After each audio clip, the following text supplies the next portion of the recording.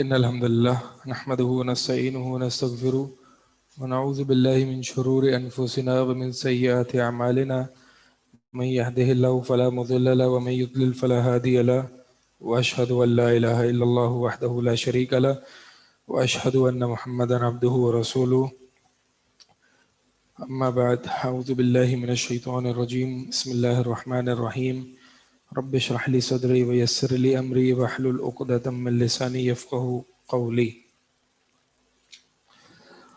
امید ہے آپ سب خیریت سے ہوں گے اور آپ کے پیپرز بھی اچھے ہی ہوئے ہوں گے.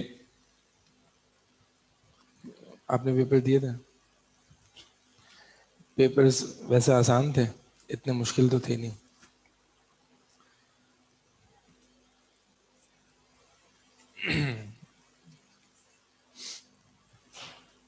السلام. آپ نے پیپرز دیے تھے؟ پیپرز آسان نہیں تھے ویسے؟ بہت زیادہ کہہ رہے ہیں کہ بہت زیادہ آسان تھے. اصل میں ایم سی کیوز میں مشکل بنا نہیں سکتے.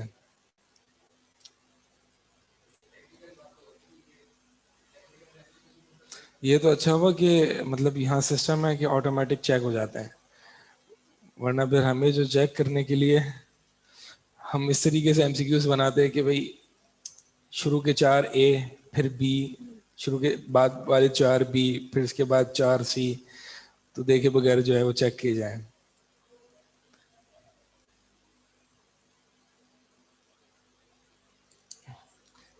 ایم سی کیوز کبھی بہت مشکل بھی ہو جاتے ہیں. ایم سی کیوز مشکل ہو جاتے ہیں لیکن ان ایم سی کیوز کو بنانے کے لیے ٹائم چاہیے ہوتا ہے. ٹائم چاہیے.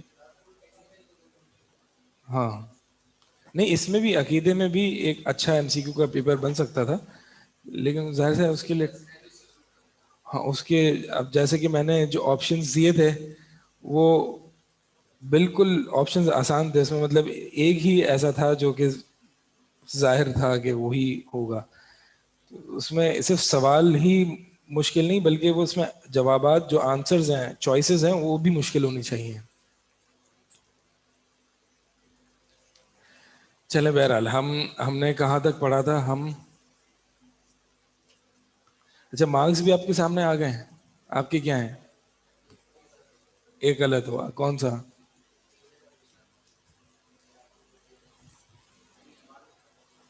عقیدے کا دوسرا نام کیا ہے؟ فقہ الاکبر.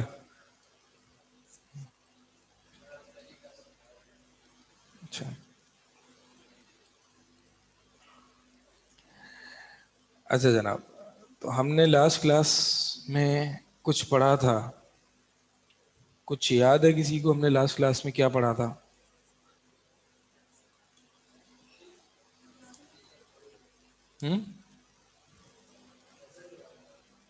جادو. جادو کے بارے میں پڑھا تھا اور اس پہ ہم نے کچھ علمی ایکیڈیمک بات کی تھی. اس پہ میرے خیال ہاں سائنٹیفک کوزیلٹی کے بارے میں بات کی تھی، کاز اینڈ افیکٹ کے بارے میں ہم نے بات کی تھی. جی ہاں یاد ہے وہ. ٹھیک ہے، تو اس میں سے کوئی سوال تو نہیں ہے، سب واضح ہے. آگے چلیں.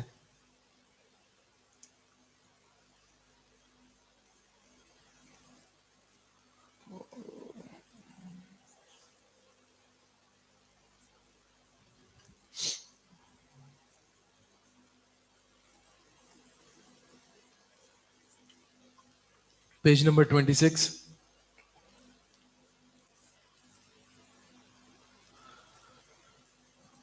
پیج نمبر 26 ہے. ریپیٹ کر دیں. ریپیٹ جو ہے وہ ریکارڈڈ ویڈیوز موجود ہیں، وہ آپ انشاءاللہ دیکھ لیں. ہم نے جادو کے بارے میں بہت ساری باتیں کی تھی، کچھ سائنٹیفک حوالے سے ہم نے کچھ بات کی تھی، اور اسلامی حکم کیا ہے جادو کا اس پہ بھی ہم نے بات کی تھی. اور جادو کبھی جو ہے وہ کفر اکبر ہو سکتا ہے اور کبھی گناہ کبیرہ ہو سکتا ہے. ہم نے اس حوالے سے بھی بات کی تھی. تو بہت ساری باتیں کی تھی، وہ آپ ویڈیوز موجود ہیں ریکارڈڈ، وہ آپ دیکھ لیں. پیج نمبر 26 ہے. سوال ہے کیا ہم عراف کون ہوتا ہے؟ جو کہ غیب کی خبر دیتا ہے، غیب کی خبریں دینے والا یا چوریاں بتانے والا. چوریاں بتانے والا یعنی کہ کسی کی چیز چوری ہو گئی تو وہ کہاں رکھی ہے؟ جی فرما رہے ہیں آپ؟ ہاں ٹھیک ہے دیتے ہیں. جو چیز چوری ہو گئی کسی چیز کی تو وہ اس شخص کے پاس آتا ہے اور وہ اس کو بتا دیتا ہے کہ آپ کی جو چیز چوری ہوئی تھی وہ فلاں شخص کے پاس یا فلاں جگہ پر رکھی ہوئی ہے. تو وہ اس کو بتا دیتا ہے. یعنی ایسا دعویٰ کرنے والا جو غیب کی خبریں بتاتا ہو یا چوری، ظاہر سی بات ہے چوری کہاں رکھی ہوئی ہے آپ کی کوئی چیز، وہ بھی غیب کی خبر ہی بتا رہا ہے. یہ سب آئے گی. پہلے ٹاپک کمپلیٹ ہو جائے پھر جو سوالات ہوں وہ آپ بے شک پوچھ لیجیے گا. ابھی میں اس پہ تھوڑا سا اور روشنی ڈالوں گا. تو کیا ہم، ابھی تو سوال ہے جواب نہیں آیا، کیا ہم عراف یا اور کاہن جو کہ آئندہ کی خبریں بتانے والے، اگرچہ دونوں ایک دوسرے کے معنی میں استعمال ہوتا ہے لیکن کاہن جو ہے وہ زیادہ تر اسپیسیفک ہے فیوچر کی خبریں بتانے والے میں. مستقبل کی خبر کو بتانے کا دعویٰ کرنے والے اس کو کاہن بھی کہتے ہیں. تو کیا عراف اور کاہن کو علم غیب کے دعوے میں سچا مان سکتے ہیں؟ کیا ان کو، وہ جو دعویٰ کر رہے ہیں، کیا ان کو ان کی تصدیق کی جا سکتی کہ جی ہاں یہ بالکل اپنے دعوے میں سچے ہیں؟ جواب: ہم انہیں سچا نہیں مان سکتے اور نہ ہمارے لیے ان پر یقین کرنا جائز ہے، کیونکہ اللہ تعالیٰ نے فرمایا قل، اے نبی کہہ دیجئے، لا یعلم من فی السماوات والارض الغیب الا اللہ، نہیں جانتا جو کچھ آسمانوں میں ہے اور جو کچھ زمینوں میں ہے. یعنی اس آسمان کے تحت جو زمین پر کوئی بھی مخلوق ہو، چاہے وہ نبی ہو، چاہے وہ جنات ہوں، چاہے وہ انسان ہوں، چاہے وہ نیک لوگ ہوں، اور آسمانی مخلوق بھی چاہے وہ فرشتے ہی کیوں نہ ہوں، آسمانی مخلوق فرشتے ہیں. تو آسمانوں اور زمینوں میں جو جو مخلوق موجود ہیں وہ نہیں جانتے الغیب الا اللہ، وہ غیب کی خبر کو نہیں جانتے، وہ غیب نہیں جانتے. اللہ تعالیٰ نے یہاں پہ مطلقاً نفی کی ہے. جو کچھ آسمان میں ہے اور جو کچھ زمین میں ہے، جو بھی مخلوق ایگزسٹ کرتی ہے، اللہ تعالیٰ نے ان سے علم غیب کی نفی کی ہے. الا اللہ، اللہ نے ایک ایکسیپشن پرووائڈ کی اور وہ ہے اللہ، صرف اللہ ہی علم غیب جانتا ہے. سوال یہ ہے کہ علم غیب کیا ہے؟ دیکھیں، ایک ہوتا ہے علم غیب جو کہ نسبی ہوتا ہے، ریلیٹو ہوتا ہے. مثال کے طور پر آپ ایک شخص ہیں، آپ کے نزدیک کوئی چیز اصل میں جو علم غیب ہوتا ہے وہ علم ہوتا ہے جو آپ سے غائب ہو، جو آپ سے غائب ہو. یہ اس کا عربی مادہ بھی غیب جو ہے یہ غائب سے ہی ہے، جو آپ سے غائب ہے، جو آپ کو فی الحال نظر نہیں آ رہا. لیکن مثال کے طور پر آپ کو نہیں پتا اگلے روم میں کیا ہو رہا ہے، تو آپ کی نظر سے جو اگلے روم میں ہو رہا ہے وہ علم غیب ہے. لیکن جو بندہ اس روم میں موجود ہے، اس روم میں کیا ہو رہا ہے with respect to that person, وہ علم غیب نہیں ہے. یہ ہوتا ہے علم غیب جو کہ ریلیٹو ہے. ٹھیک ہے، یہی مثال چوری والی ہے.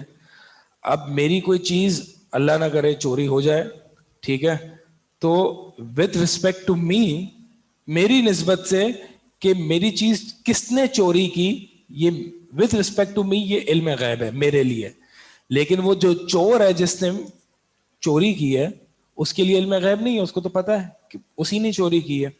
تو یہ ہے علم غیب جو کہ ریلیٹو ہوتا ہے، نسبی ہوتا ہے. ایک علم غیب ہوتا ہے مطلق ہوتا ہے. تو جو علم غیب ریلیٹو ہوتا ہے اس میں کچھ لوگ اس کو جانتے ہیں کچھ لوگ نہیں جانتے. صحیح ہے. ایک ہوتا ہے علم غیب مطلق، مطلقاً طور پر، یعنی وہ پوری مخلوق کے لیے وہ علم غیب ہے، جیسے کہ جنت کا وجود، ملائکہ کا وجود. اسی طرح جو پچھلی امتوں کی خبریں اللہ تعالیٰ نے نبی کو دی کہ موسیٰ علیہ السلام بھی کوئی نبی تھے جو ایگزسٹ کرتے تھے، ان کی قوم بھی تھی جو ایگزسٹ کرتی تھی. تو یہ آج کل ہمیں تو کسی کو نہیں پتا، نہ ہی نبی صلی اللہ علیہ وسلم کو پتا تھا، حتیٰ کہ اللہ تعالیٰ نے ان کو خبر دی. تو یہ علم غیب ہے، یہ مطلق ہے. ٹھیک ہے. فرشتوں کا وجود، اور اسی طرح جنت اور جہنم کا وجود، اور اسی طرح آخرت والے دن، قیامت والے دن کیا ہوگا، حساب کتاب کیسے ہوگا، اللہ تعالیٰ حساب کتاب کرنے آئے گا، یہ ساری باتیں جو ہیں آخرت کی باتیں ہیں، جنت میں کون کون سی نعمتیں ہوں گی، یہ ساری باتیں غیب مطلق، اس کا تعلق غیب مطلق سے ہے، یعنی یہ کوئی بھی نہیں جانتا.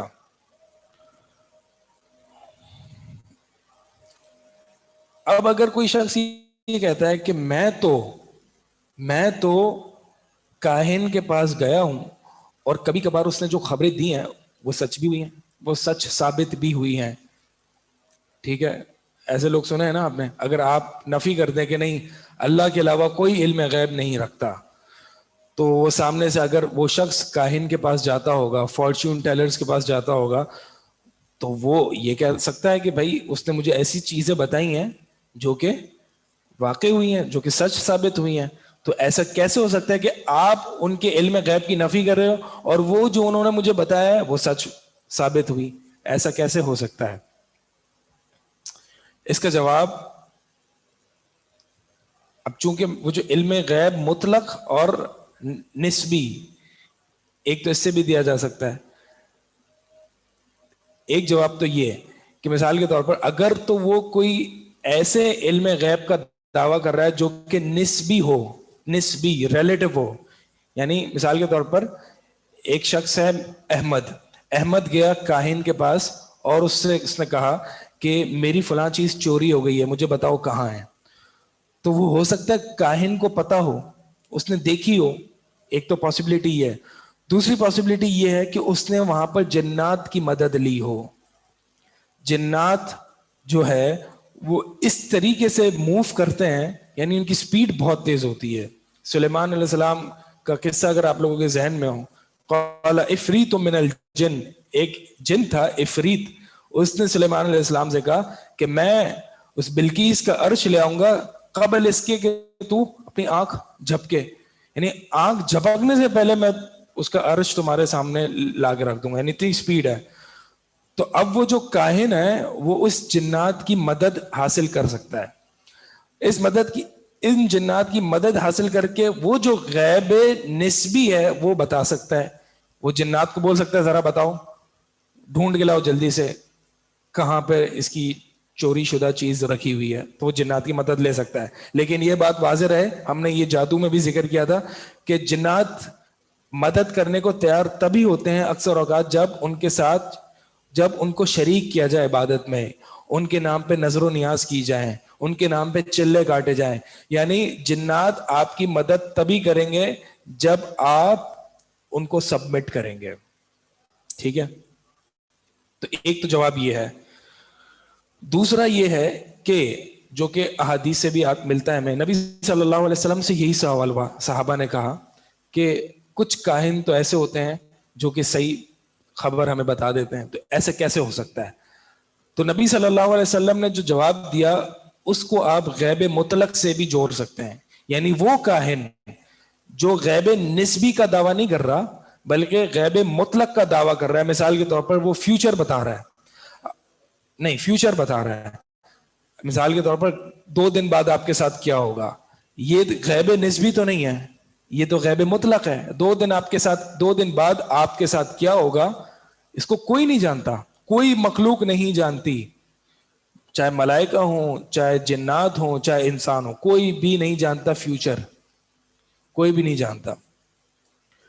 تو اب اگر کوئی ایسا کاہن، اب مثال کے طور پر آپ کے پاس دوسرا شخص آتا ہے، کیس نمبر 2، دوسرا شخص آتا ہے اور وہ کہتا ہے کہ جی کاہن کی بات تو کبھی سچی ہو بھی جاتی ہے، اور اس نے مجھے بتایا تھا کہ آپ کے ساتھ اگلے مہینے یہ ہوگا، اور واقعی ایسا ہوا.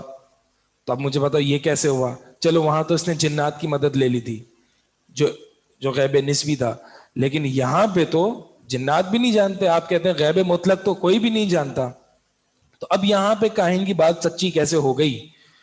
اس کا جواب نبی صلی اللہ علیہ وسلم نے حدیث میں دیا ہے، اور وہ یہ کہ جب اللہ تعالیٰ کوئی حکم نازل فرماتا، کوئی حکم جاری کرتا مثال کے طور پر اس کے ساتھ کیا ہونا ہے، اس کے ساتھ کیا ہونا ہے، اور وہ ڈیوٹیز جو ہے وہ اللہ تعالیٰ فرشتوں کو دیتا ہے، اور فرشتے اس کو جو ہے وہ ان ڈیوٹیز کو کیری آؤٹ کرتے ہیں. تو جب کوئی حکم اللہ تعالیٰ جاری فرماتا تو سارے فرشتے بے ہوش ہو جاتے ہیں, کیونکہ اللہ کے حکم کی پاور اتنی ہے. پھر جب وہ بے ہوشی سے باہر آتے تو پوچھتے کہ ماذا قال ربکم, تمہارے رب نے آج کیا کہا؟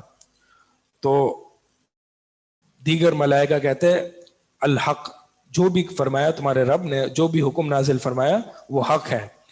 پھر فرشتے آپس میں جو ہے وہ ڈیوٹیز ہینڈ اوور کرتے.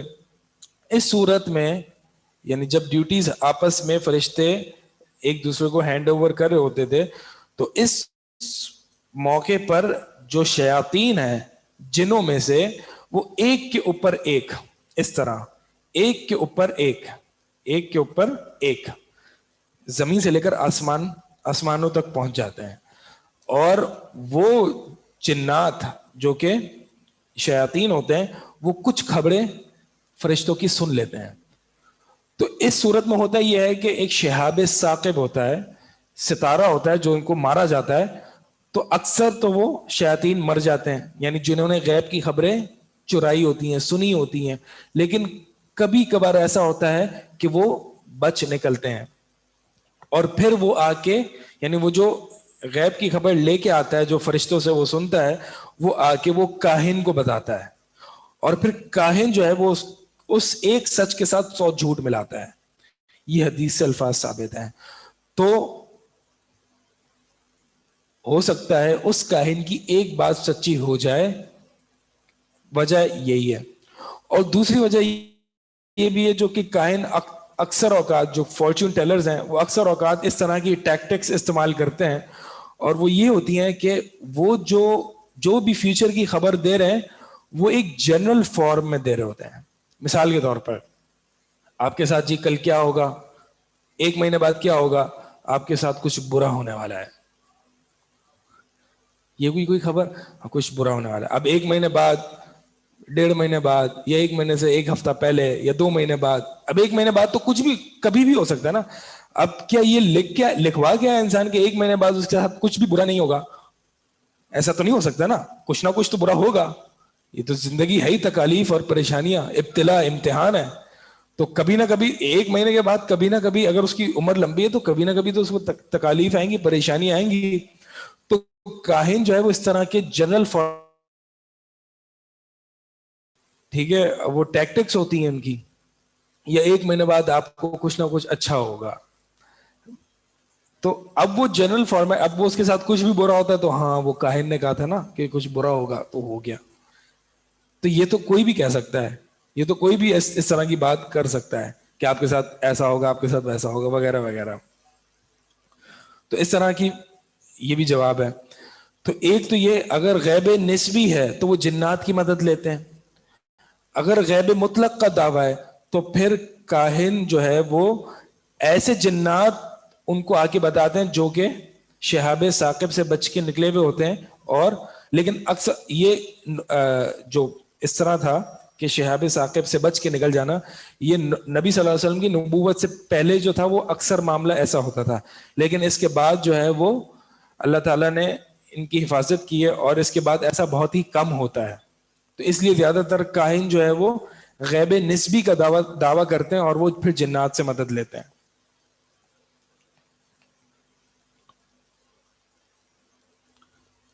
نسبی اور مطلق کا فرق سمجھ نہیں آیا. نسبی اور غیب نسبی جو ہے وہ یہ ہوتا ہے کہ یعنی غیب نسبی کے ایک بندے کے اعتبار سے وہ غیب ہو, پوشیدہ ہو, اور دوسرے بندے کے اعتبار سے وہ پوشیدہ نہ ہو. ٹھیک ہے, مثال کے طور پر ابھی امریکہ میں کیا ہو رہا ہے یہ میرے لیے غیب ہے, لیکن جو امریکہ کے رہنے والے ہیں ان کے لیے غیب نہیں ہے. ٹھیک ہے, تو غیب ہر وہ چیز کو کہتے ہیں جو انسان سے غائب ہے. تو 2 چیزیں انسان سے غائب ہوتی ہیں, ایک تو یہ کہ جو یعنی فی الحال اس سے غائب ہیں لیکن غیب مطلق نہیں ہے, اور دوسرا وہ کہ پوری مخلوق سے جو ہے وہ مخلوق سے غائب ہیں. سوال ہے کہ غیب نسبی کے بارے میں جنات کو پتہ ہوتا ہے؟ نہیں, میں یہ نہیں کہہ رہا غیب نسبی کے بارے میں جنات کو پتہ ہوتا ہے. جنات جو ہے وہ پتہ کر سکتے ہیں. مثال کے طور پر ابھی امریکہ میں کیا ہو رہا ہے, ٹھیک ہے, اب میں یہ دعویٰ کر سکتا ہوں کہ مجھے پتا ہے ابھی امریکہ میں کیا ہو رہا ہے کیسے، اور اب میں نے دعویٰ کر بھی دیا اور وہ سچا بھی ہوا. اور میں نے دعویٰ ایسے کیا کہ میں نے جو جنات میرے کنٹرول میں تھے، جن جنات کے نام پر میں نے نظر و نیاز کی ہوئی تھی اور جن جنات کے آگے میں نے سبمٹ کیا ہوا تھا، تو اب میں نے جنات کو کہا چونکہ میں نے آپ کے سبمٹ کر دیا، لہٰذا اب آپ میرے یہ کام کریں، آپ ذرا امریکہ جائیں اور دیکھ کے آئیں وہاں پہ کیا ہو رہا ہے اور مجھے آ کے بتائیں. وہ فوراً آگے مجھے امریکہ جائے گا اور آ کے مجھے بتا دے گا کہ کیا ہو رہا ہے. ٹھیک ہے، تو یہ تو قرآن سے بھی ثابت ہے کہ جنات بہت تیزی سے اور فاسٹ ٹریول کرتے ہیں، تو یہ میں جنات سے اس طرح کی مدد لے سکتا ہوں. تو جنات کے لیے تو وہ غیب نہیں ہوا نا، جن تو جا کے دیکھ کے آ گیا.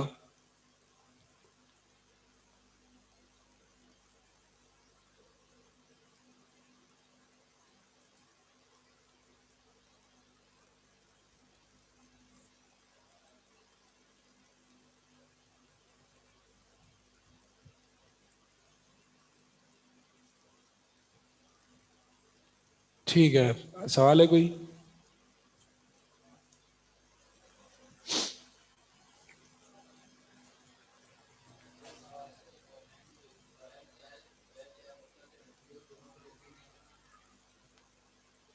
غیب کہاں ہے سوال؟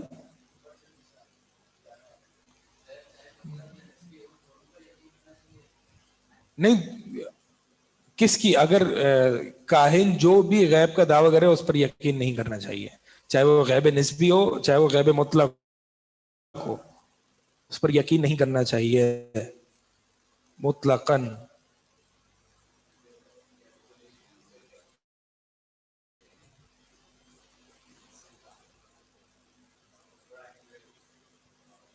موسم تو وہ تو سائنٹیفک سوال ہے کہ جو ویدر فور کاسٹنگ کرتے ہیں کیلکولیشنز ہیں، تو یہ تو سائنٹیفک طریقہ ہے نا، اس میں تو ایسا تو نہیں ہے کہ کوئی اس کو کشف ہو رہا ہے یا کوئی جو ہے وہ وہی آ رہی ہے اس کو، ایسا تو کچھ نہیں ہے. تو سائنٹیفک ایکسپلینیشن کے تھرو، سائنٹیفک میتھڈ کے تھرو جو ہے وہ فور کاسٹنگ کر رہے ہیں. ہاں تو وہ تو ہاں وہ فور کاسٹ ہے، وہ فورکاسٹ ہے. سوال ہے کہ جو ویدر اپڈیٹ والے جو ہے وہ یہ اپڈیٹ دیتے ہیں، مثال کے طور پر 2 دن بعد 3 بجے ویدر کی فورکاسٹ ہے، تو یہ کوئی حتمی تو رائے نہیں ہوتی نا، ایک فورکاسٹنگ ہوتی ہے، ان کی فورکاسٹ ہوتی ہے. ہاں، امکان ہے.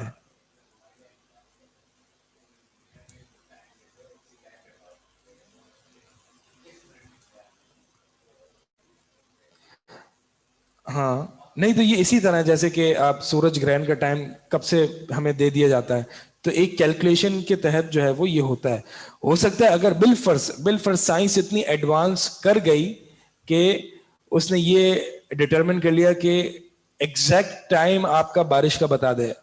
ٹھیک ہے، اگر بالفرض ایسا مان لیا جائے اور سائنس اتنی ایڈوانس ہو گئی تو یہ بالکل قصہ ایسا ہی ہے جیسے کہ سولر ایکلپس بتا دیتی ہے، تو سائنٹیفک ورکنگز کے تھرو ہی بتاتی ہے نا، کوئی ایسا تو نہیں آپ کا وہ جو ہے وہ دعویٰ کر رہے ہیں. اب مثال کے طور پر یہ جو الٹرا ساؤنڈ کے تھرو بتا دیا جاتا ہے کہ پیٹ میں کیا ہے، ٹھیک ہے، تو یہ سائنٹیفک انسٹرومنٹ کے تھرو بتایا جاتا ہے نا، تو یہ غیب نہیں ہوا، یہ غیب نہیں ہوا. یعنی ایک انسٹرومنٹ کے تھرو کوئی خبر لے آنا، یہ تو غیب نہیں ہوا نا. مثال کے طور پر اب آپ مجھ سے پوچھتے ہیں امریکہ میں کیا ہو رہا ہے، میں فون ملاتا ہوں امریکہ اور میں اپنے چاچو ماموں سے کسی سے بھی پوچھ لیتا ہوں امریکہ میں کیا ہو رہا ہے، تو مجھے بتا دیتے ہیں. تو میں نے ایک انسٹرومنٹ استعمال کیا جو کہ مجھے امریکہ کی خبر بتا رہا ہے.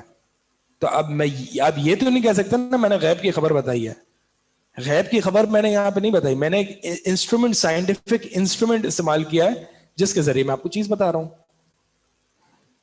یہاں پہ جو غیب کا معنی سمجھیں، غیب جو کہ انسانی وسائل سے سب کچھ باہر ہو کہ انسان ایسی خبر کا دعویٰ کرے. مثال کے طور پر اب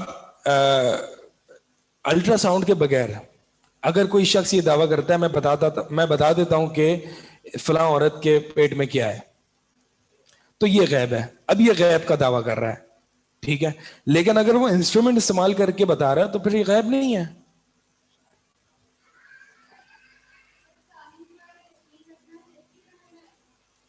نہیں, کاہن کی بات پر یقین کرنا کفر ہے, کفر ہے. اگر تو کاہن کی بات پر یقین اس طرح سے رکھا جائے کہ یہ یقین رکھا جائے, یہ عقیدہ رکھا جائے کہ وہ کاہن ہے اور وہ کاہن غیب جانتا ہے, تو پھر یہ کفر ہے. اور اگر یہ عقیدہ رکھا جائے کہ نہیں, کاہن جو ہے وہ غیب تو جانتا نہیں ہے لیکن پھر بھی میں اس کی بات سن لیتا ہوں, تو یہ کفر اصغر ہے, چھوٹا کفر ہے جو انسان کو دار اسلام سے خارج نہیں کرتا. لیکن اگر عقیدہ یہ ہو کاہن کے بارے میں کہ یہ غیب کو جانتا ہے, تو پھر یہ کفر اکبر ہے, کیونکہ غیب کو کوئی نہیں جانتا اللہ کے علاوہ. یہ اللہ تعالیٰ نے یہاں پہ آیت پیش کی ہے, اور اگر میں کسی اور کے لیے غیب کو یقینی قرار دوں تو پھر میں نے اس آیت کا انکار کیا, اس لیے کفر ہے.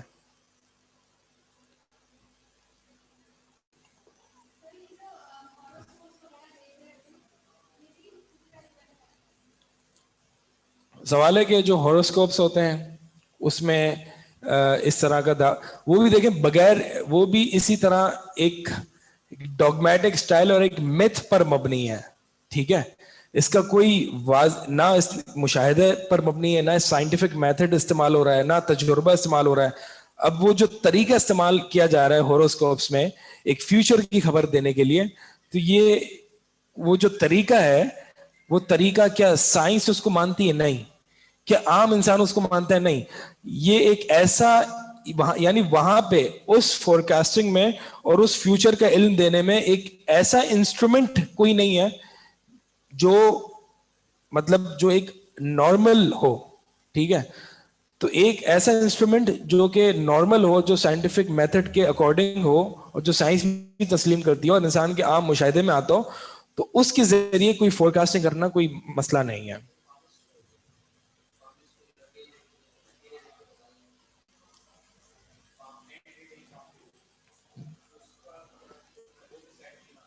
سوال ہے کہ جو ہاتھ کی لکیریں دیکھ کے جو بتایا جاتا ہے, جو بھی اس بندے کے حالات کے بارے میں کچھ بھی بتایا جاتا ہے, تو یہ کس کیٹیگری میں آتا ہے؟ یہ بھی اسی کیٹیگری میں آتا ہے, یعنی یہ بھی غیب کی خبر تسلیم کرنے میں آتا ہے. یعنی جو شخص آپ کی پام ریڈنگ کر رہا ہے اس کے لیے آپ کا غیب کا دعویٰ یعنی اس کو سچا ماننے میں آ رہا ہے. وہ اس لیے کیونکہ وہ جو پام ریڈنگ کر رہا ہے اور جو لکیریں دیکھ رہا ہے, کوئی ظاہر کنیکشن نہیں ہے اس لکیروں میں اور وہ جو خبریں دے رہا ہے. تو سر یہ شرک ایک ہے نا؟ تو اس میں کوئی سائنس نہیں لگ رہی ہے. دیکھیں science is based on observation, تو وہ جو آبزرویشن کی بنا پر وہ جو فیکٹ ڈیڈیوس کر رہا ہے اس میں ایک ظاہری کنیکشن ہونا چاہیے, ایک سائنٹیفک کنیکشن ہونا چاہیے, یا تو پھر وہ وہی الہی سے پتہ ہو ہمیں. دیکھیں دو چیزیں ہیں. کسی بھی چیز کا اگر آپ دعویٰ کرتے ہیں, کسی بھی چیز کا آپ دعویٰ کرتے ہیں, تو یا تو وہ تجربے یا آبزرویشن سے یعنی سائنس سے ثابت ہو, ٹھیک ہے, یا تو پھر وہ وحی الہی سے ثابت ہو. مثال کے طور پر علاج ہے, کوئی بھی شخص بیمار ہو جاتا ہے اور اس کا علاج کرنا ہے. اب اس کا علاج کیسے کرنا ہے, یا تو وہ سائنس سے ثابت ہو, ٹھیک ہے, یا پھر وہ شریعت سے ثابت ہو. تو اگر اس کا علاج ایسے کرنا ہے, مثال کے طور پر اس پر دم کر دیا, اب سائنس اس چیز کو تسلیم کرتی ہے؟ نہیں, لیکن شریعت اس چیز کو مانتی ہے. تو یعنی دونوں میں سے کوئی ایک چیز ہونی چاہیے, ٹھیک ہے. یہ ایک ڈفرینشیٹنگ فیکٹر ہے. آپ اس رول کو کہیں بھی اپلائی کر لو گے تو یہ فٹ ہوگا. کوئی بھی چیز علاج ہو یا اس کا کیا کہتے ہیں فیوچر کے بارے میں خبر دینے کا طریقہ ہو. اب مثال کے طور پر یہ دیکھتے ہیں, ہم جو ہے وہ بات کیا کر رہے ہیں, بات یہ کر رہے ہیں کوئی بھی چیز ہو اس کو دو ہی چیزوں کے پیمانے پر تول سکتے ہیں. ایک تو وہ سائنٹیفک میتھڈ ہو, سائنٹیفک میتھڈ یا تجربے سے وہ علاج ثابت ہو, یا کوئی بھی چیز. ابھی ہم مثال کے طور پر علاج پہ اس کو ہم لے رہے ہیں, کسی مرض کا علاج کرنا. اب کیا یہ علاج جائز ہے اس طرح سے کرنا؟ جی ہاں جائز ہے. اب کوئی کہے گا کہ کہاں لکھا ہے قرآن میں جو ہے وہ پیناڈول کھانا جو ہے وہ جائز ہے؟ نہیں, اللہ تعالیٰ نے ہمیں یہ اس طرح کا میتھڈ دیا ہے تجربہ دیا ہے, عقل استعمال کرنے کا طریقہ ہمیں بتایا ہے جس کے ذریعے ہم علاج کر سکتے ہیں. تو یہ تجربہ اور سائنٹیفک میتھڈ کے تھرو جو علاج کیا جاتا ہے بالکل صحیح ہے, کوئی مسئلہ نہیں ہے. دوسرا جو پیمانہ ہے تولنے کا وہ یہ ہے کہ وہی الہی سے اس کا علم ہو. جیسا کہ مثال کے طور پر دم, کسی شخص پر دم کرنا, تو یہ کیا ہے؟ یہ شریعت سے ثابت ہے, لیکن یہ سائنس سے ثابت نہیں ہے. سائنس, کیونکہ سائنس کے اسکوپ میں نہیں ہے. اب ایسی کون سی چیز ہے جو دونوں سے ثابت ہے؟ کوئی ہے ذہن میں علاج کے پرسپیکٹو سے؟ شہد, بالکل صحیح. شہد میں قرآن میں شہد کے بارے میں فی شفاء للناس, اس میں لوگوں کے لیے شفا ہے, اور سائنس بھی اس کو تسلیم کرتی ہے. اسی طرح جو کلونجی ہے, کلونجی بھی وہی سے ثابت ہے اور سائنس سے بھی ثابت ہے. ٹھیک ہے, تو کسی ایک طریقے پر اترے علاج. اب آتے ہیں غیب کا دعویٰ, یعنی غیب کی جو بات کی جا رہی ہے, غیبی دعویٰ کہہ لیں.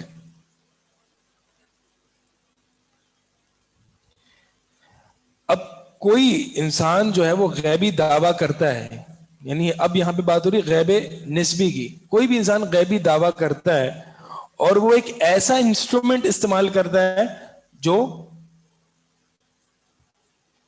سائنٹیفکلی پروون ہو. یعنی میں نے آپ کو بتا دیا ٹی وی میں دیکھ کے کہ امریکہ میں کیا ہو رہا ہے, ٹھیک ہے. اب ٹی وی کے بغیر یہ دیکھ کے بتانا میرے لیے ممکن تھا کہ امریکہ میں کیا ہو رہا ہے؟ نہیں. تو میں نے یہاں پہ سائنٹیفک انسٹرومنٹ کو استعمال کیا, جو کہ ٹی وی یا ریڈیو یا ٹیلی فون یا واٹس ایپ جو بھی ہے, میں نے جو ہے وہ سائنٹیفک انسٹرومنٹ استعمال کر کے ایک غیب نسبی کی خبر دی ہے. سائنٹیفک انسٹرومنٹ کو استعمال کر کے غیب مطلق کی خبر نہیں دی جا سکتی. یہ بات یاد رکھیے گا, صحیح ہے, واضح ہے. غیب مطلق کیا میں نے بتایا تھا, جو کہ کوئی بھی مخلوق نہیں جانتی, چاہے وہ جتنے بھی انسٹرومنٹس استعمال کر لے وہ نہیں جان سکتی. غیب مطلق کی خبر صرف ہمیں وہی بتائے گا, سائنس نہیں بتا. سائنس کا انسٹرومنٹ ہم استعمال نہیں کر سکتے.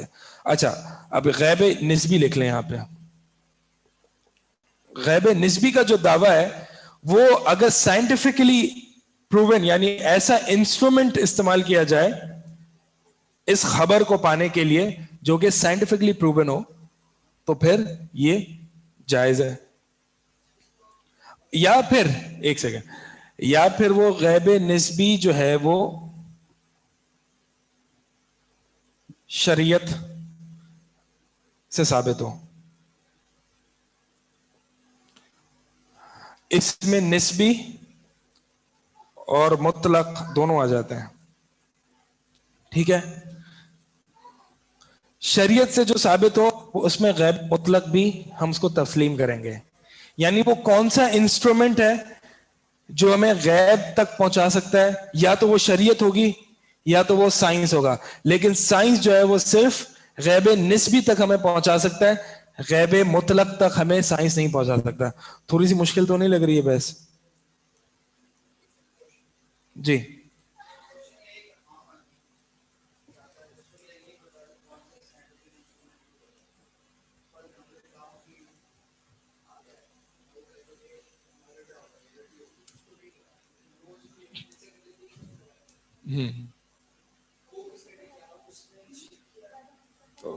یعنی اس نے بغیر کوئی انسٹرومنٹ کے یہ اس کو تسلیم کر لیا.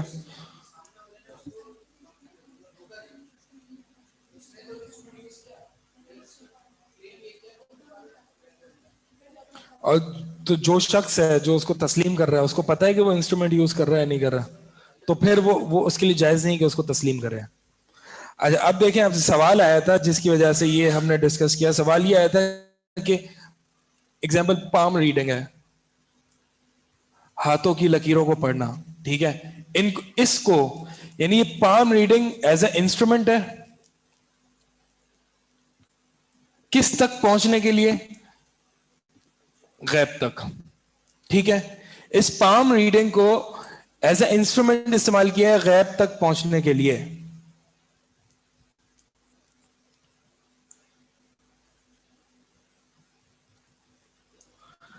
اب اس کو ہم ان دو پیمانوں میں اتاریں گے. کیا یہ سائنٹیفکلی اور تجربے سے ثابت ہے؟ نہیں. یہ سائنٹیفکلی ثابت نہیں. کیا یہ شریعت سے ثابت ہے؟ نہیں. تو اس کی تصدیق کرنا گویا ایسے ہی ہے کہ کاہن کی تصدیق کر رہے ہیں.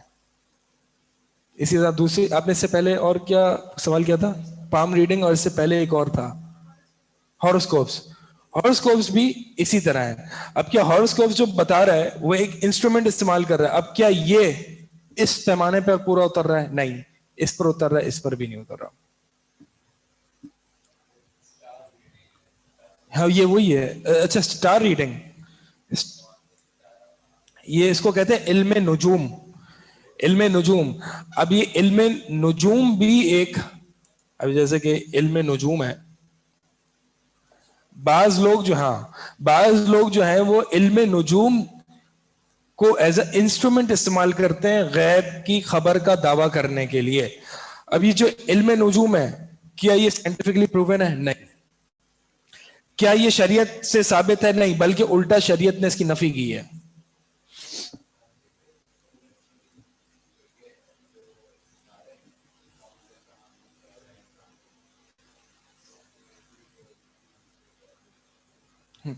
لیکن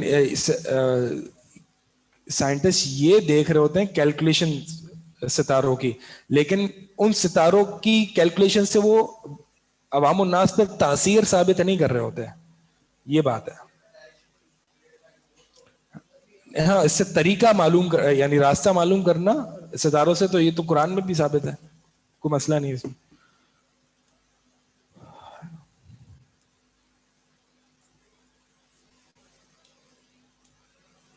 علم نجوم کیا ہے؟ ستاروں کی ہیئت اور ستاروں کے جو ہے وہ ان کے آربٹس اور ان کے موومنٹ سے کچھ علم نکالنا. ایسا علم نکالنا جو کہ مخلوق پر افیکٹ کرے. چلیں آگے چلتے ہیں.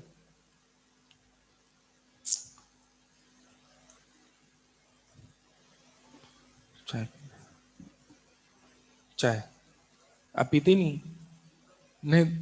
آپ آج نہیں پی لیں, آج پی لیں.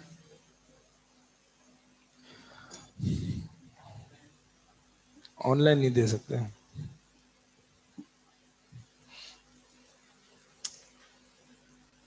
ٹھیک ہے, غیب کا مسئلہ حل ہو گیا. اچھا, اب ایک اور سوال ہوتا ہے کہ کیا نبی صلی اللہ علیہ وسلم نے ہمیں علم غیب کی خبریں نہیں دیں؟ جی دیں. غیب کی خبریں نہیں دیں؟ دیں. نبی نے یہ بتایا جنت میں کون کون سی نعمتیں ہوں گی, اور موسیٰ علیہ السلام کی قوم کے ساتھ کیا ہوا, نوح علیہ السلام کی قوم کے ساتھ کیا ہوا, وغیرہ وغیرہ.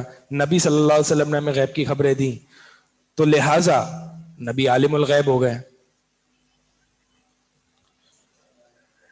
امپلائی نہیں کرتا. یہ آرگیومنٹ جو ہے وہ فیل ہے. کیوں فیل ہے؟ مثال کے طور پر نبی صلی اللہ علیہ وسلم کی میں نے حدیث پڑھی, اور اس میں نبی صلی اللہ علیہ وسلم نے ایک جنت کی نعمت کے بارے میں مجھے خبر دی. ٹھیک ہے, اب وہ حدیث وہ میں نے آپ کو بتائی, تو میں عالم الغیب ہو گیا؟ نہیں. نبی کو کس نے بتائی؟ اللہ تعالیٰ نے. تو اصل دیکھا, یعنی غیب کی خبر منتقل کرنے والا عالم الغیب نہیں ہوتا, غیب کی خبر کو جاننے والا عالم الغیب ہوتا ہے. نبی بحیثیت خود نہیں جانتے, اللہ نے بتائی. ٹھیک ہے, اسی لیے اللہ تعالیٰ نے قرآن میں آگے فرمایا کہ فلا یظہر علی غیبہ احدا, اللہ اپنے غیب پر نہیں ظاہر کرتا کسی ایک کو سوائے اس کے جس میں سے وہ کسی رسول کو چن لے. یہ نہیں کہ اس کو عالم الغیب بنا دیتا ہے, بلکہ غیب پر ظاہر کرنا. اللہ نے اپنے نبی کو علم غیب پر ظاہر کیا, یعنی اللہ نے اپنا علم غیب نبی پر ظاہر کر دیا, نبی نے وہی علم ہم پر ظاہر کر دیا. تو کیا ہم عالم الغیب بن گئے؟ نہیں. علم غیب پر ظاہر ہو جانا الگ چیز ہے, اور سرے سے علم غیب رکھنا اور عالم الغیب ہونا الگ چیز ہے. تو ہم یہ تو تسلیم کرتے ہیں نبی نے ہمیں غیب کی خبریں دیں, لیکن کیا نبی بحیثیت خود نبی ہوتے ہوئے وہ غیب کی خبر کو جانتے تھے؟ نہیں.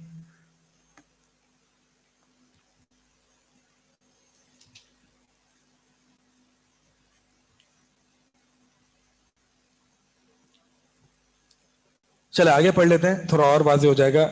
آگے حدیث ہے, جو شخص کاہن کے پاس گیا, نبی صلی اللہ علیہ وسلم نے فرمایا کہ جو شخص کاہن کے پاس گیا یا عراف کے پاس گیا, فصدقہ, تو اس کی تصدیق کی, اس کو سچا جانا,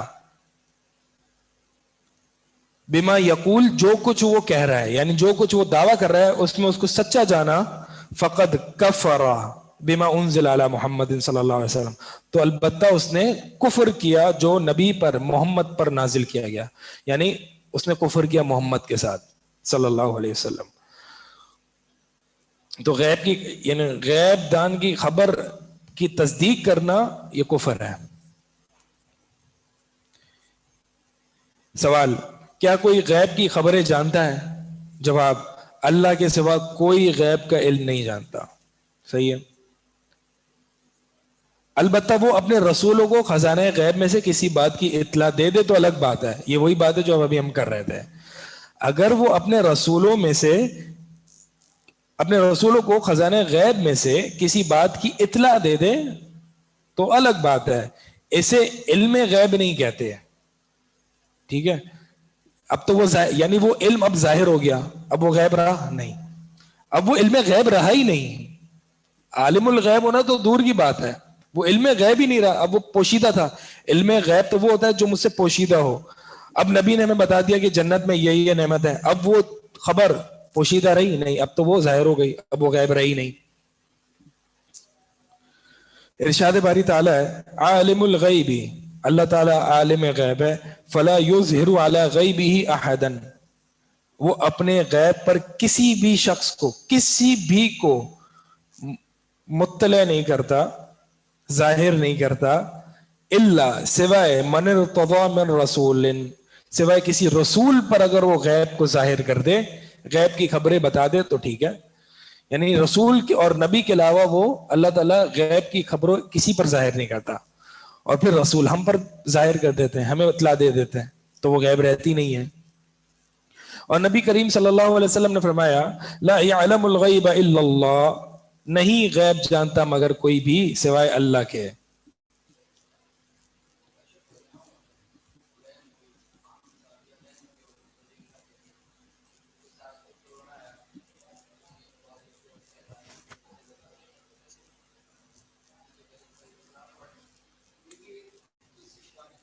واپس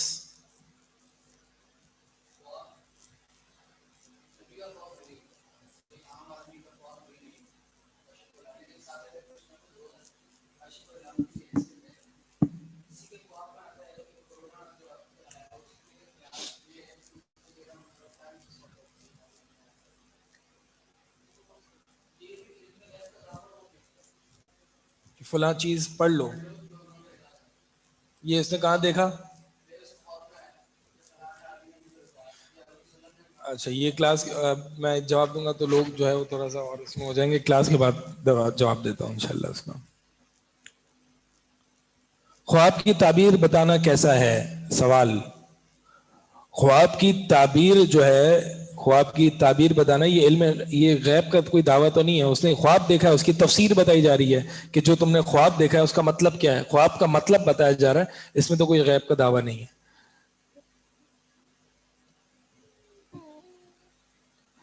سوال ہے کہ خضر علیہ السلام جانتے تھے غیب کی خبریں؟ نہیں, خضر علیہ السلام کو بھی اللہ تعالیٰ نے ہی بتایا تھا.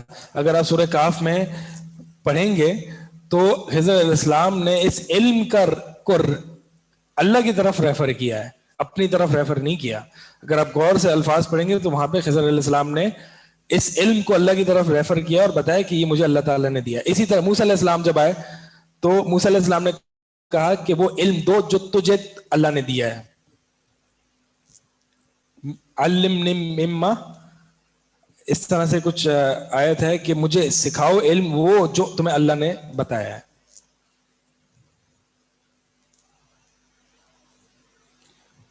یہ کیسا سوال ہے؟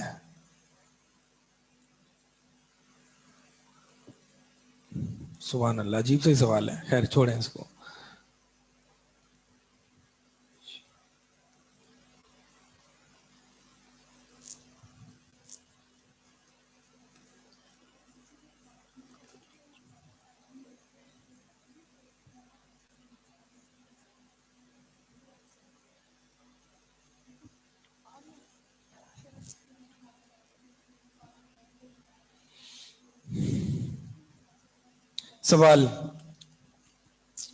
سوال ہے کیا ہم شفا حاصل کرنے کے لیے دھاگا، کڑا، چھلا وغیرہ پہن سکتے ہیں؟ جواب ہرگز نہیں، ہرگز نہیں، ارشاد باری تعالیٰ ہے. اچھا دیکھیں یہاں نیچے ایک نوٹ ہے، پیج نمبر 28 پہ ایک نیچے ایک نوٹ ہے، 1 کر کے ایک نوٹ دیا ہوا ہے. غیب کی بات پر اطلاع پانے سے اور غیب کی کوئی بات معلوم ہو جانے سے کوئی عالم الغیب نہیں بنتا، ورنہ پھر تو عام مسلمان بھی عالم الغیب ہو جائیں گے، کیونکہ رسول اللہ صلی اللہ علیہ وسلم نے وحی کے ذریعے سے معلوم ہونے والی بہت سی غیب کی خبریں اپنی امت کو بتائیں. یہ وہی بات ہے جو ہم ابھی کر رہے تھے. مثلا قیامت کے احوال وغیرہ. معلوم ہوا کہ غیب کی کسی بات سے مطلع ہو جانا اور چیز ہے اور عالم الغیب ہونا اور چیز ہے. عالم الغیب صرف اللہ ہے. غیب کی بات سے اللہ تعالیٰ جس کو چاہے مطلع کر دے تو وہ شخص عالم الغیب نہیں ہو جاتا. سوال کیا شفا حاصل کرنے کے لیے دھاگا، کڑا، چھلا وغیرہ پہن سکتے ہیں؟ جواب یہ ہے کہ بالکل بھی نہیں، کیونکہ اللہ تعالیٰ نے فرمایا وَإِن يَمْسَسْكَ اللَّهُ بِضُرٍّ فَلَا كَاشِفَ لَهُ إِلَّا هُوَ. اور اگر اللہ تعالیٰ تمہیں کسی قسم کی برائی تمہیں پہنچائے تو پھر نہیں ہے کوئی اس برائی کو ہٹانے والا مگر سوائے اللہ کے. یعنی یہ دھاگا وغیرہ نہیں تمہیں کسی برائی سے بچا سکتا، ہاں اللہ ہی بچا سکتا ہے. اب دیکھیں سوال ہے دھاگا پہننا، تعویذ پہننا، چپل لٹکانا یا کالا کپڑا لٹکانا گاڑیوں پر، یہ کیسا ہے؟ انہی دو یہ پیمانہ ہے، اس پر ان کو تولے ہیں. دھاگا پہننا کیا سائنٹیفکلی ثابت ہے اس سے کوئی بیماری سے شفا مل سکتی ہے؟ نہیں. کیا وحی الہی سے ثابت ہے؟ نہیں، بلکہ اس کا الٹ وحی الہی میں تو اس سے منع کیا گیا ہے. ٹھیک ہے، تو یہ دو جو ہیں یہ ضروری ہیں. ہو سکتا ہے سائنٹیفک میتھڈ وہ وحی الہی سے بھی ثابت ہو، جیسے کہ ہم نے شہد میں دیکھا، ٹھیک ہے، لیکن یہ ضروری نہیں ہے کہ جو وحی میں ثابت ہو وہ سائنس سے بھی ثابت ہو، کیونکہ علم کے ذرائع میں سے سائنس ایک ذریعہ ہے، واحد ذریعہ نہیں ہے. علم کے ذرائع میں سے سائنس ایک ذریعہ ہے. اللہ تعالیٰ نے ہمیں علم کے بہت سارے ذرائع دیے ہیں، سائنس اس میں سے ایک علم کا ذریعہ ہے. ضروری نہیں ہے جو سائنس سے ثابت نہیں ہو وہ علاج ہی نہ ہو، ایسا نہیں ہے. ورنہ ہومیوپیتھکس اور الکیمی ماضی میں، یا پھر حکیم، یا نہیں حجامت تو آج کل سائنٹیفکلی بھی ثابت ہو جاتی ہے، یہ سب جخ نہیں مار رہے ہوتے. سائنس تو بعد میں آئی نا، پہلے تو الکیمی تھی اور وغیرہ وغیرہ جو دیگر علاج ہیں ہومیوپیتھک کے، تو یہ سب جخ نہیں مار رہے ہوتے اگر صرف سائنس سے ہی علاج. سب ایک سائنس ہے لیکن ایک یہ والی، لیکن اس سے بھی کہا جاتا ہے آج کل بھی ایگزسٹ تو کرتے ہیں نا ہومیوپیتھک، لوگ جاتے بھی ہیں اور علاج ہوتا بھی ہے ان کا.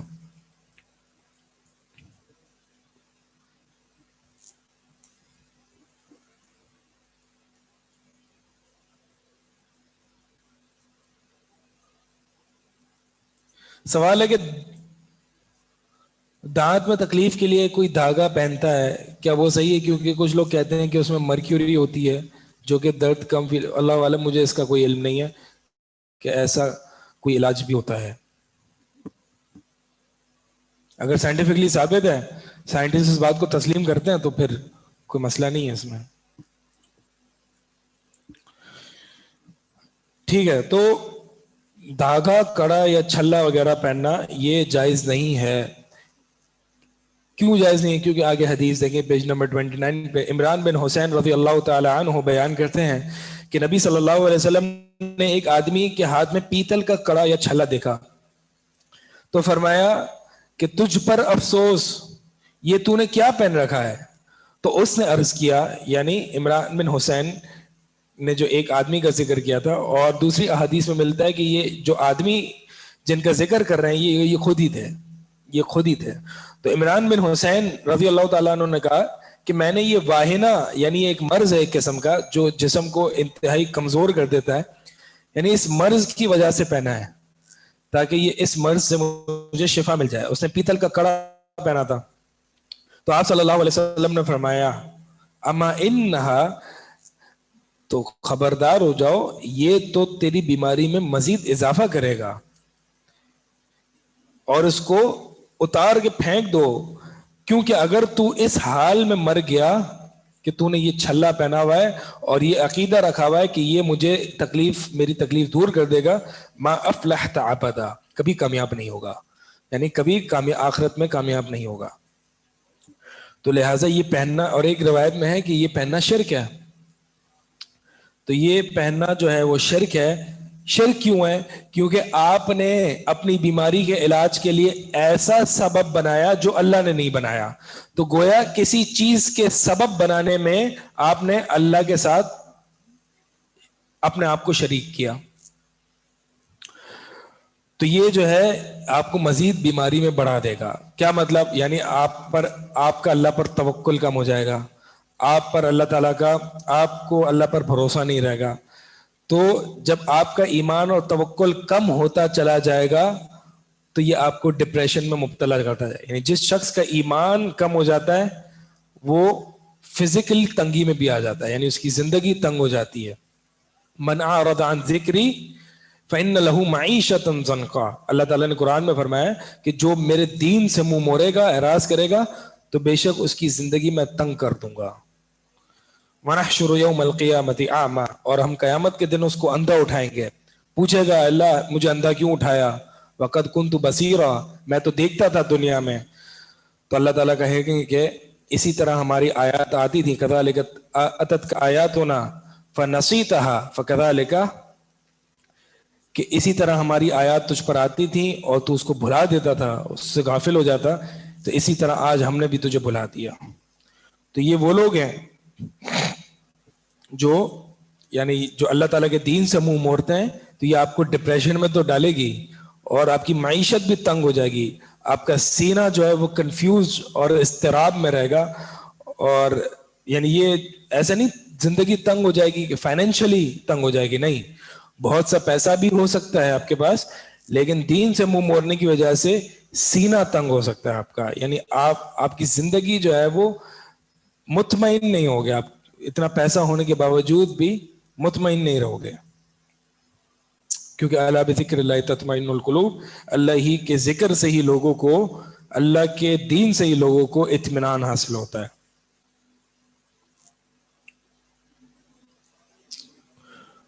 تو لہٰذا یہ تجھے مزید بیماری میں بڑھائے گی. کیسے بڑھائے گی بیماری میں؟ کیسے بڑھائے گی؟ تمہارا اللہ پر توکل اور ایمان کم ہوگا، تم شرک میں مبتلا ہوگے، تو لہٰذا تم نے دین سے اعراض کیا. جب دین سے اعراض کرو گے تو پھر تمہاری زندگی تنگ ہو جائے گی اور تمہیں اور بیماریاں آئیں گی. سوال ہے کہ کیا لڑکے رنگز پہن سکتے ہیں؟ لڑکے کیوں، لڑکیاں بھی پہن سکتی ہیں. رنگز یعنی وہ انگوٹھیاں یہ پہن سکتے ہیں. نبی صلی اللہ علیہ وسلم کی سنت ہے، نبی صلی اللہ علیہ وسلم بھی پہنتے تھے. لیکن اس کے پیچھے کوئی ایسا عقیدہ نہ ہو کہ مثال کے طور پر کوئی ایسا کڑا پہن لیا اور عقیدہ یہ ہو کہ یہ مجھے برائی سے بچائے گا. نہیں، یہ ایسی سنت، یا کوئی شخص فیشن کے طور پہ پہن سکتا ہے تو جائز ہے. فیشن کے طور پہ بھی انسان انگوٹھی پہن سکتا ہے، اور اسی طرح فیشن کے طور پہ انسان بینڈز بھی پہن سکتا ہے. بہتر یہ کہ نہ پہنے کیونکہ اس سے مشابہت آ رہی ہے تعویذ کے ساتھ. لیکن اگر جیسے کہ پتہ نہیں، آج کا تو فیشن مجھے صحیح سے پتہ نہیں ہے، لیکن تھوڑے سے جب ہم کم جوان تھے، ابھی ہم پورے جوان ہیں کم جوان تھے، تو اس میں وہ نائکی کے بینڈز پہنے جاتے تھے یا دوسرے مختلف. آج ہے یہ فیشن، آج بھی پہنے جاتے ہیں، نئے نئے آتے رہتے ہیں. وہ جو ہے وہ بینڈ سے وہ کچھ اور تبدیلیاں آتی رہتی ہیں. فیشن ایوالو ہوتا رہتا ہے. تو پہلے جو ہے وہ نائکی کے بینڈز پہنے جاتے تھے. تو وہ بندہ جو پہنا ہے وہ فیشن کے لیے پہن رہا ہے، اس کا تو یہ تو عقیدہ نہیں ہے کہ مجھے کسی چیز سے بچا لے گا یا میری بیماری دور کر دے گا.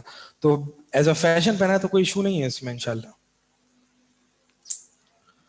لیکن ضروری ہے اس بات کا کہ فیشن کو ملحوظ رکھتے ہوئے یہ دیکھا جائے کہ وہ فیشن کن لوگوں کا ہے. اگر فیشن فساق فجار قسم کے لوگوں کا ہے, گندے قسم بدماش قسم کے لوگوں کا ہے, تو پھر نہ پہنے. اب جیسے مثال کے طور پر کوئی شخص سارے ہاتھ میں اتنی بڑی بڑی انگوٹھیاں پہن لے, ساری انگلیوں میں بڑی بڑی انگوٹھیاں پہن لے. اب دیکھ, کیا شریعت نے اسے روکا ہے؟ نہیں. لیکن یہ دیکھا جائے گا کہ یہ فیشن کن لوگوں کا ہے, بدماش قسم کے لوگوں کا. ہمارے معاشرے میں بدماش قسم کے لوگوں کا ہے, اور پیر اور فقیری والے قسم کے لوگوں کا ہے کہ اتنی بڑی بڑی انگوٹھیاں ہر انگلیوں میں پہن کے رکھتے وہ. تو یہ فیشن اپنانا نہیں چاہیے. تو یہ دیکھنا چاہیے کہ فیشن بھی کن لوگوں کا ہے. ایسا نہیں اندھا دھند جو ہے وہ کوئی بھی فیشن نکلے آپ اس کو اپناتے چلے جائیں. فاجر فاسق قسم کے لوگوں کا فیشن نہیں اپنانا چاہیے. پھر ایک جو سوال آتا ہے, انگیجمنٹ رنگز جو ہیں وہ پہننی چاہیے. اگر انگیجمنٹ رنگز میں اصل میں کرسچنز وغیرہ کا تو یہ عقیدہ ہوتا ہے کہ جب تک یہ میرے فیونسے یا ہسبینڈ کے ہاتھ میں وہ رنگ ہے تو جب تک ہماری محبت قائم رہے گی. جس دن اس نے یہ انگوٹھی اتار کے پھینک دی تو اب یہ ہماری محبت قائم نہیں رہے گی. تو یہ اس کا عقیدہ ہے کہ یہ انگوٹھی جو ہم دونوں نے پہنی ہوئی ہے یہ ہمارا ایک لو ریلیشن شپ قائم رکھے گا. تو یہ عقیدہ جائز نہیں ہے, کیونکہ اس چیز پر کوئی اللہ کے سوا کوئی قادر نہیں ہے. ٹھیک ہے, لیکن اگر ایسے ہی پہنا ہوا ہے کہ مثال کے طور پر اگر شوہر نے اپنی بیوی کو ایک رنگ دی ہے اور وہ پہن لیتی ہے اس کی ایک ایز اے گفٹ ہے تو کوئی ایشو نہیں ہے. تو ان کی تقلید میں انگیجمنٹ رنگز نہیں پہننے چاہیے, کیونکہ یہ نصارہ کی تقلید ہے, اس چیز میں تقلید ہے جو وہ باطل عقیدے کی بنیاد پر ہے. مثال کے طور پر وہ جو کراس پہنتے ہیں یا ہیلوئن مناتے ہیں, اب اگرچہ یہاں پہ یہ ایسے فیشن کے طور پر پہنا جاتا ہے یا منایا جاتا ہے, لیکن یہ دیکھا جائے گا کہ وہ فیشن جو ہے وہ کس چیز پر قائم ہے. ان کے مشرکانہ شرکیہ اور باطل عقیدے پر وہ فیشن قائم ہے. تو جب ایسا ہے تو پھر وہ فیشن اختیار کرنا جائز نہیں ہے. ٹھیک ہے, ٹائم ختم ہو گیا اور ہم کلاس بھی ختم کرتے ہیں. سبحانک اللہم و بحمدک اشہد ان لا الہ الا انت.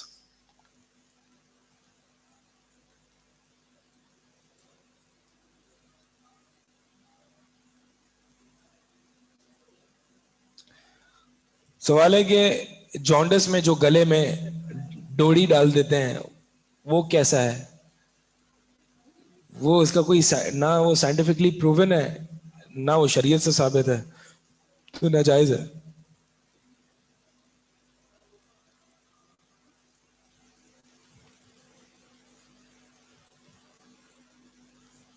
ہاں, ایک کامنٹ آیا کہ دل کی بیماریوں میں مبتلا کرے گا, یعنی جو حدیث میں ہے یہ بھی ہے یہی, یعنی جو میں بات بتا رہا تھا کہ دین سے اعراض جو ہے وہ اگرچہ فزیکلی اس کے پاس بڑا ہٹا کٹتا ہوگا, ہیلدی ہوگا اور فائنینشلی بھی بہت اچھا ہوگا, لیکن اصل میں اس کا جو دل خراب ہو جائے گا, اس کو ڈپریشن ہوگا, اس کو موڈ سوئنگز آئیں گے, مزہ نہیں آ رہا ہوگا اس کو جینے میں, اس کو زندگی ایک بے معنی لگ رہی ہوگی وغیرہ وغیرہ. یہ سارے آفٹر افیکٹس ہیں دین سے اعراض کرنے کے.